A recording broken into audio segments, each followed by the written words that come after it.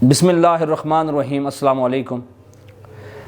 الحمدللہ آج کل پاکستانی نوجوان نسل جو ہے وہ قرآن اور حدیث کی طرف مائل ہو رہی ہے اور فقہ کی تعلیم اور حدیث کی تعلیم کو حاصل کرنے کی کوشش اور جہد کر رہی ہے۔ اس جہد مسلسل کے اندر ان کو بہت سی ایسی اصطلاحات ہوتی ہیں جو ان کو یا تو سمجھ نہیں آتی یا فرسٹ ٹائم سنی ہوتی ہیں، اور ان اصطلاحات کے معنی ان کو معلوم نہیں ہوتے، جس کی وجہ سے وہ پھر کئی دفعہ علماء کے پاس جاتے ہیں، بعض اوقات گوگل پہ سرچ کرتے ہیں، بعض اوقات مختلف کتابوں کی طرف رجوع کرتے ہیں، تو ان کتابوں کے اندر بھی اتنی مشکل ڈیفینیشنز اور تعریف ان کی لکھی ہوتی ہیں کہ وہ ان کو پھر بھی سمجھ نہیں آتی کہ اس کے اندر یہ بات کیا کر رہے ہیں۔ تو آج ان تمام اصطلاحات میں سے بیسک 33 اصطلاحات کو ہم نے نکالا ہے تاکہ ہم ان کو آسان الفاظ میں سمجھائیں آپ کو کہ وہ اصطلاحات کیا ہیں۔ جو سب سے پہلی اصطلاح میں نے نکالی ہے وہ ہے احاد۔ احاد جو ہے یہ حدیث کی اصطلاح ہے، ٹھیک ہے، اور یہ احد سے نکلتا ہے۔ احد کا معنی ہوتا ہے ایک، یہ احد کی جمع ہے احاد، اور اس سے مراد وہ خبر ہے جسے ایک راوی بتائے اور اس کی متواتر ہونے کی یعنی کہ مسلسل بیان ہونے کی شرائط بھی پوری نہ ہوتی ہیں، یعنی کہ ایک ایسی خبر ہو جس خبر کے بارے میں جو مؤلف ہے یا مصنف ہے یا محدث ہے اس کے پاس وہ اکلوتی روایت موجود ہو، تو ایسی روایت کو یا ایسی خبر کو احاد خبر کہتے ہیں۔ امام ترمذی رحمۃ اللہ علیہ اس ٹاپک کو اس طرح ڈسکس کرتے ہیں کہ احاد سے مراد ایسی باتیں جو کہ غریب ہوں، جو کہ ان نون ہوں، لوگوں کو پہلے سے معلوم نہ ہوں، اور ان کے نمبر آف کاؤنٹس بھی کم ہوں، ہمارے پاس نہ ہونے کے برابر ہوں، تو ایسی حدیث کو وہ غریب حدیث کہا کرتے تھے۔ جیسے ہم نے پچھلی ویڈیو میں بات کیا کہ احمد یار نعیمی صاحب کہتے ہیں کہ یہ جو ضعیف یہ روایت ہے یہ یا تو ضعیف ہے یا غریب ہے۔ میں نے لاسٹ ٹائم بھی یہی بات بتائی تھی کہ ضعیف ہونے کا تعلق اس کی صحت سے، ٹھیک ہے، اور اس کے غریب ہونے کا تعلق اس کے مشاہیر سے ہے۔ خیر، دوسری جو اصطلاح ہے وہ ہے ائمہ ستہ۔ ائمہ لفظ امام کی جمع ہے اور ستہ عربی میں کہتے ہیں 6 کو۔ اگر کہیں پر بھی کسی بھی کتاب کے اندر آپ کو یہ بات پڑھنے کو ملتی ہے کہ فلاں بات پر ائمہ ستہ یعنی کہ 6 امام متفق ہیں، ان کو معلوم ہے کہ یہاں پر کیا بات ہو رہی ہے، تو آپ کو پتہ ہونا چاہیے کہ وہ 6 امام کون سے ہیں، کنفیوز نہ ہوں۔ تو وہ 6 امام ہیں: امام بخاری رحمۃ اللہ علیہ، امام مسلم رحمۃ اللہ علیہ، امام نسائی رحمۃ اللہ علیہ، امام ابو داؤد رحمۃ اللہ علیہ، امام ترمذی اور امام ابن ماجہ رحمۃ اللہ علیہ۔ یعنی آپ تاریخ کی کتابوں میں، حدیث کی کتابوں میں، تفاسیر کی کتابوں میں کہیں پر بھی یہ پڑھیں کہ بھائی یہ بات ائمہ ستہ ان کے بارے میں یہ کہتے ہیں، تو آپ کو پتہ ہو کہ بھائی یہ 6 امام جو ہیں ان کو ائمہ ستہ کہا جاتا ہے۔ اس کے بعد جو تیسری ہے وہ ہے اثر۔ اثر اردو میں کہتے ہیں کسی چیز کا افیکٹ لینا، کسی چیز کو اپنے اوپر حاوی کر لینا، اس کو اردو میں اثر کہتے ہیں۔ جبکہ اصطلاح میں چونکہ یہ بھی حدیث کی ٹرم ہے، تو اصطلاح میں صحابہ کا یا تابعین کا، تابعین جو کہ صحابہ کرام رضوان اللہ اجمعین کے متبع تھے یا ایمان کی حالت میں انہوں نے صحابہ کو دیکھا اور ان کی صحبت پائی تھی، ان کو تابعین کہتے ہیں۔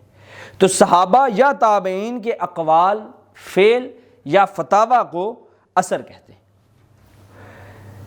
اسی طرح اجزاء، اجزاء جز کی جمع ہے۔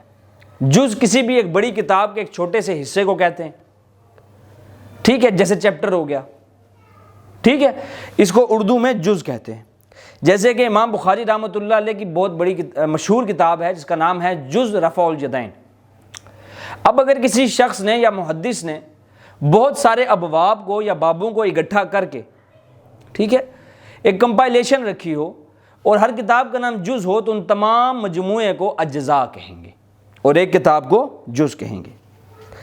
اس کے بعد جو اگلی حدیث کی ٹرم ہے وہ ہے اربعین۔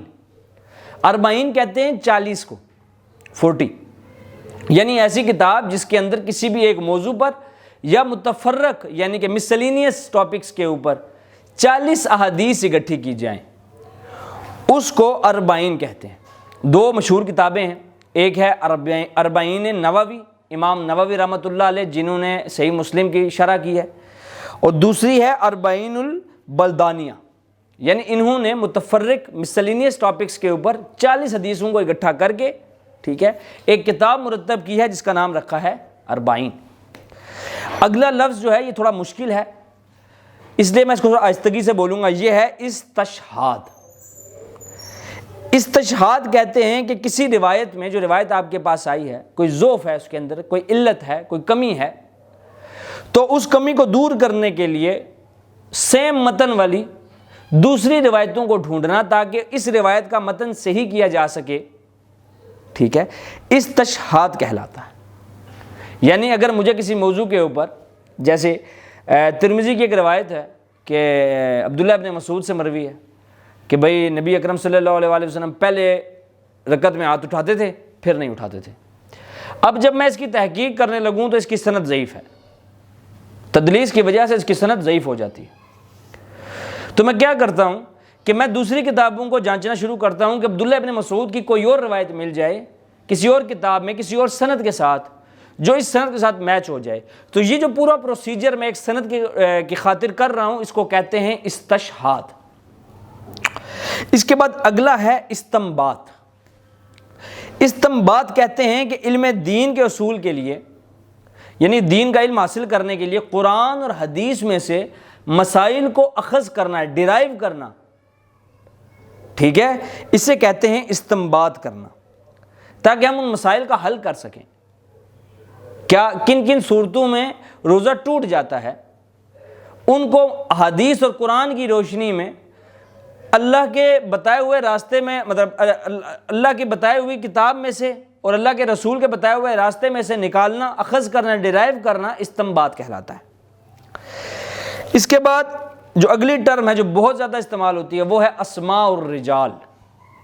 یہ دو لفظ ہیں اور یہ دونوں لفظ جمع ہیں۔ ایک لفظ ہے اسماء، یہ جمع ہے اسم کی، اسم کہتے ہیں نام کو۔ دوسری ہے رجال، رجال جمع ہے رجل کی، اور رجل کہتے ہیں مرد کو۔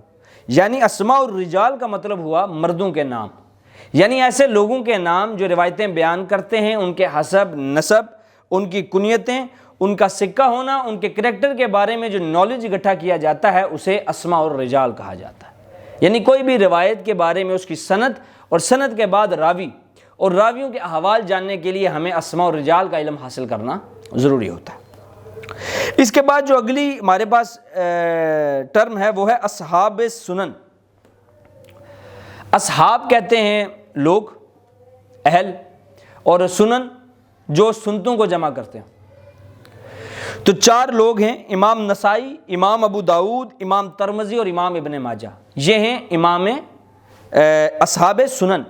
اگر اسی کے اندر امام بخاری اور امام مسلم کو ڈال دیا جائے تو یہ ائمہ ستہ ہو جائیں گے۔ چیزیں سیم ہیں، ملتی جلتی ہیں، زیادہ فرق نہیں ہے، صرف ٹرمز چونکہ مشکل ہیں تو لوگوں کو سمجھ آنے میں پریشانی ہوتی ہے۔ اس کے بعد اصل، اصل کہتے ہیں کسی بھی چیز کی جڑ، مادہ، ٹھیک ہے۔ تخلیق کا مادہ کیا ہے؟ خلق۔ انسان کا مادہ کیا ہے؟ مٹی۔ فرشتوں کا مادہ کیا ہے؟ اصل کیا ہے؟ نور۔ یہی بات ہے۔ جنات کا مادہ کیا ہے؟ آگ۔ یہی بات ہے نا، ٹھیک ہے۔ تو اس کی اصل کیا ہوتی ہے؟ کہیں بھی لکھا ہونا کہ اس کی اصل یہ ہے تو اس کا مطلب ہے وہ اس کے روٹ ورڈ کی بات کر رہا ہے یا اس کے روٹ کی بات کر رہا ہے۔ اردو والا اصلی نقلی نہیں ہوگا، یہ اصل کی بات ہو رہی ہے تو اس کا کیا مطلب ہے؟ یہ اس کے مادے یا اس کی جڑ کی بات ہو رہی ہے۔ اس کے بعد جو اگلی ہے وہ ہے امام۔ امام کہتے ہیں کہ علم دین کے ماہر، ثقہ اور با عمل عامل کو، عالم کو امام کہتے ہیں۔ یعنی ایک ایسا آدمی جو حدیث، قرآن، تفسیر، طب، کیمیا، حیات، طبیات، کسی بھی چیز کے اندر ماہر ہو، اس کی ایکسپرٹیز ہوں تو اس کو امام کہا جاتا ہے۔ جیسے حدیث کے اندر امام بخاری رحمۃ اللہ علیہ، فقہ کے اندر امام ابو حنیفہ، امام شافعی، تفسیر کے اندر امام ابن کثیر رحمۃ اللہ علیہ، ان کو اس لیے امام کہا جاتا ہے۔ اس کے بعد ہے باب۔ کسی کتاب کے اندر جو اس کے چیپٹرز ہوتے ہیں ان کو باب کہا جاتا ہے۔ یہ جتنی بھی ابھی تک ہم نے پڑھی ہیں یہ ساری کی ساری احادیث کی ٹرمینالوجیز ہیں، احادیث کی، یہ ٹائپس نہیں ہیں، یہ قسمیں نہیں ہیں، یہ صرف اور صرف ان کی ٹرمینالوجی ہیں جو کتابوں کے اندر یہ زیادہ سے زیادہ استعمال ہوتی۔ اگلا ہے تعارض، یعنی ایک ہی مسئلے میں دو صحیح حدیثوں کا مخالف آ جانا۔ اولاً تو یہ بات ناممکنات میں سے ہے، لاکھوں احادیث میں سے کچھ احادیث، ایک یا دو احادیث کے بارے میں ایسا معاملہ ہوتا ہے، اس میں بھی عدم مطلق کی وجہ سے کسی چیز کا انکار ہونے کی وجہ سے یا نہ ہونے کی وجہ سے یہ تعارض کھڑا ہو جاتا ہے کہ بھائی یہ دو حدیثیں آپس میں ٹکرا رہی ہیں۔ تو جیسے آپ نے سمجھا کہ تعارض کا مسئلہ یہ ہوا کہ جب دو صحیح حدیثیں آپس میں ٹکرا جائیں، ایسے مسئلے کو تعارض کہتے ہیں کہ دو حدیثیں آپس میں ٹکرا رہی ہیں، پھر ان کے درمیان تعویل ہوتی ہے اور قریب ترین حدیث کو اٹھا لیا جاتا ہے۔ پھر اس کے بعد اگلی چیز ہے ترجیح۔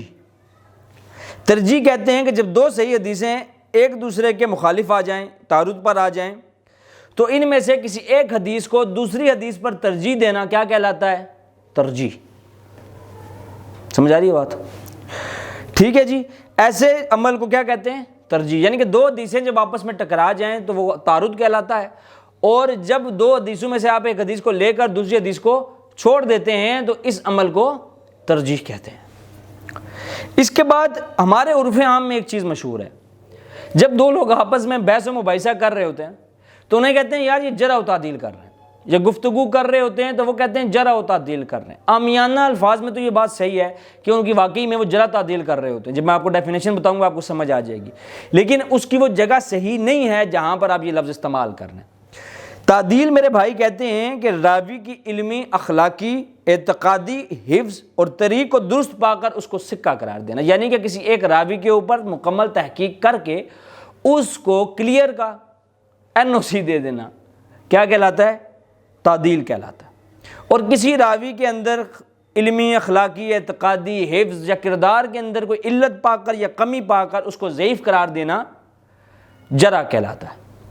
یعنی کسی راوی کی پازیٹیو چیزوں کو نکالنا یا پازیٹیو چیزیں دیکھ کر اس کو سکہ کہنا تعدیل کہلاتا ہے، اور نیگیٹو چیزیں دیکھ کر اس کو ضعیف کہنا جرح کہلاتا ہے۔ اس کے بعد جو ہمارے پاس اگلی ٹرم ہے وہ ہے جامعہ۔ تو یہ جامع 8 قسم کی، اس کے علاوہ آپ نے کافی دیکھا جگہ، اس کے علاوہ آپ نے کافی احادیث کی کتابوں کے نام کے ساتھ جامع لکھا دیکھا ہوگا، جامع الترمذی، ٹھیک ہے؟ وہ کیوں لکھا ہوتا ہے؟ جامع کا یہ مطلب ہوتا ہے کہ اس کے اندر صرف 8 قسم کی حدیثیں بیان ہوں گی، عقائد پر، احکام پر، رقاق پر، ادب پر، تفسیر پر، سیرت پر، فتن پر، زہد پر اور اخلاق پر۔ 8 ٹاپکس کو وہ کیا کرے گی؟ ڈسکس کرے گی ٹوٹل، ٹھیک ہے؟ ایسی کتاب جس کے اندر یہ 8 ٹاپکس ڈسکس ہوئے ہوں حدیث کے، اسے کہا جاتا ہے جامعہ۔ جس کتاب کے اندر ساری حدیثیں صحیح ہوں اس حدیث کی کتاب کو کہا جاتا ہے صحیح۔ جس کتاب کے اندر زیادہ فوکس فقہی مسائل اور سنتوں کے اوپر دیا جائے اس حدیث کی کتاب کو سنن کہا جاتا ہے، ٹھیک ہے؟ جس حدیث کے اندر ترتیب حدیث کی جو اندر وہ راویوں کے نام کے ساتھ بنائی جائے، یعنی پہلے ابو بکر صدیق، پھر عمر فاروق، پھر عثمان غنی، ٹھیک ہے؟ اس کے اندر یہ باب نہیں ہوگا نماز پڑھنے کا باب، اس کے اندر باب ہوگا مسند ابو بکر، مسند عمر فاروق، اس طرح باب بنا ہو، راویوں کے نام کے ساتھ کیا بنا ہو؟ باب بنے ہوں، تو ایسی کتاب کو مسند کہتے ہیں، جیسے مسند حمیدی، جیسے مسند امام احمد بن حنبل، ٹھیک ہے؟ تو ایسی کتاب کو کیا کہتے ہیں؟ مسند کہتے ہیں۔ پھر وہ بندہ جو حدیث بیان کرتا ہے اسے کیا کہتے ہیں؟ اسے راوی کہتے ہیں، ٹھیک ہے؟ اچھا، ہمارے ہاں ایک اور بات جو عرف عام میں مشہور ہے، کہتے ہیں جی صحائح ستہ میں لکھا ہے، صحائح ستہ میں لکھا ہے، صحائح ستہ میں لکھا ہے۔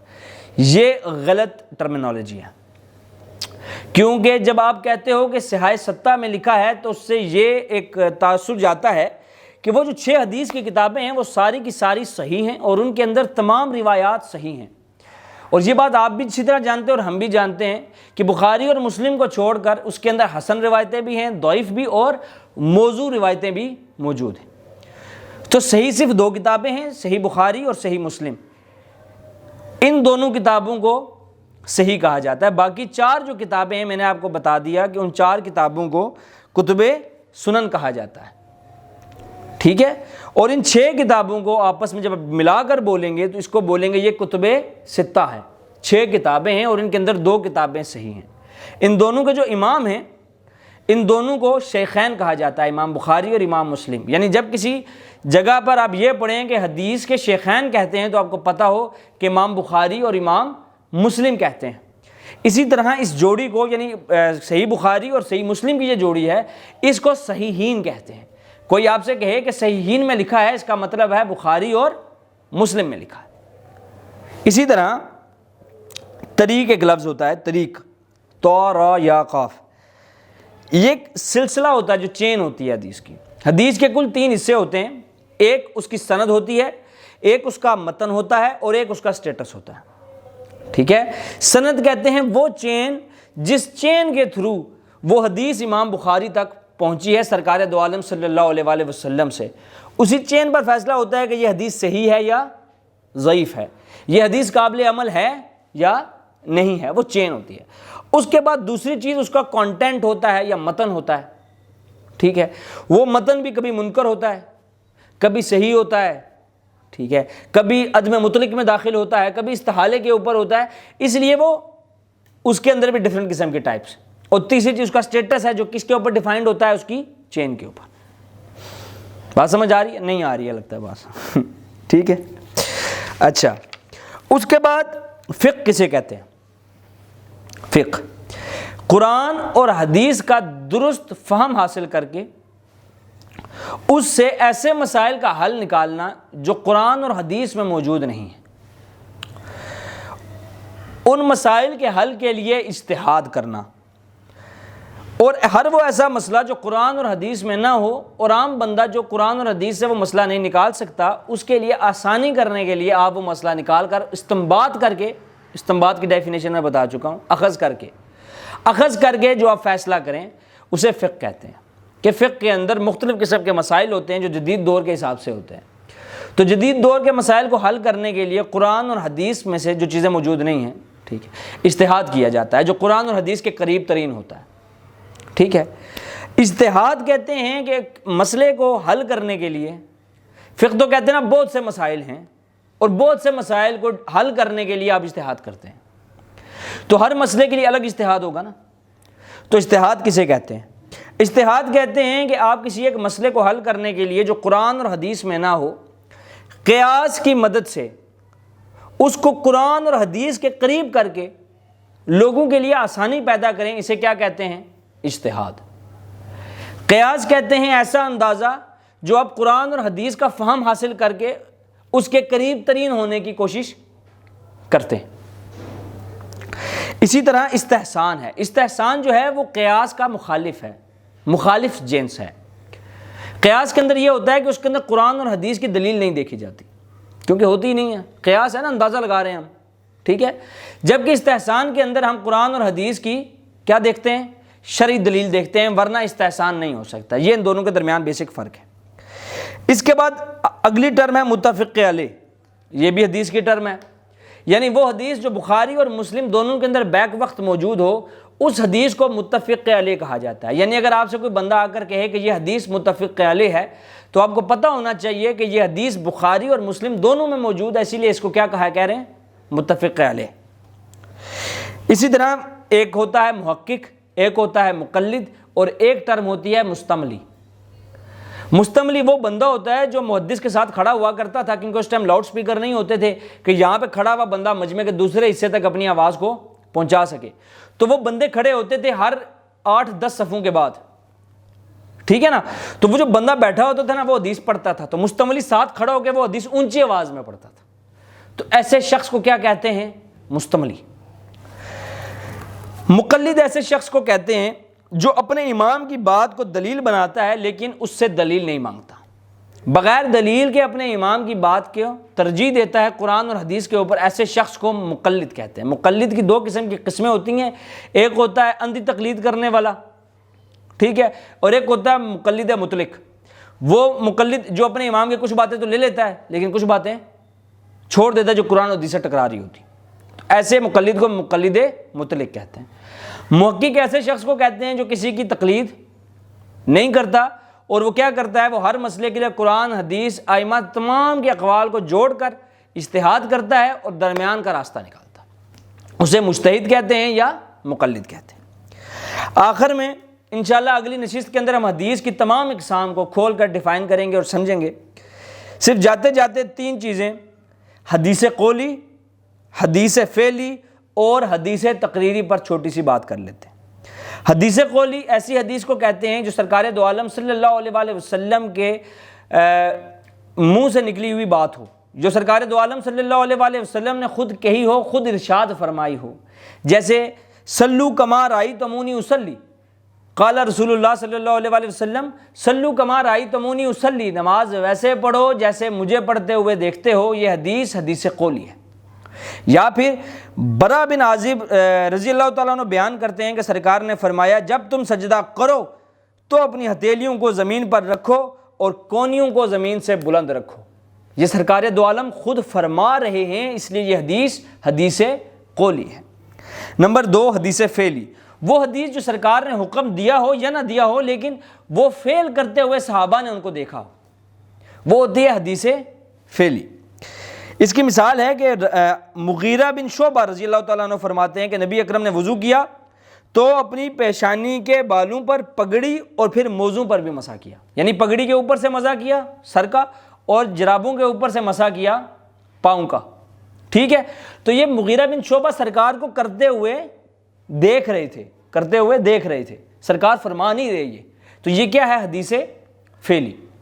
اور تیسری اور آخری ہے حدیث تقریری، کہ سرکار دو عالم صلی اللہ علیہ وآلہ وسلم کے سامنے کوئی صحابی عمل کریں اور سرکار ان کو منع نہ کریں، تو یہ بھی اس بات کی دلیل ہے کہ سرکار دو عالم کے سامنے کوئی غلط کام ہو تو ہمارا یہ ایمان ہے کہ سرکار کے سامنے غلط کام ہو اور سرکار اس کو چپ کر کے برداشت کر جائیں، سرکار اس کو ٹوکیں گے، اس کو روکیں گے، اس کی اصلاح کریں گے۔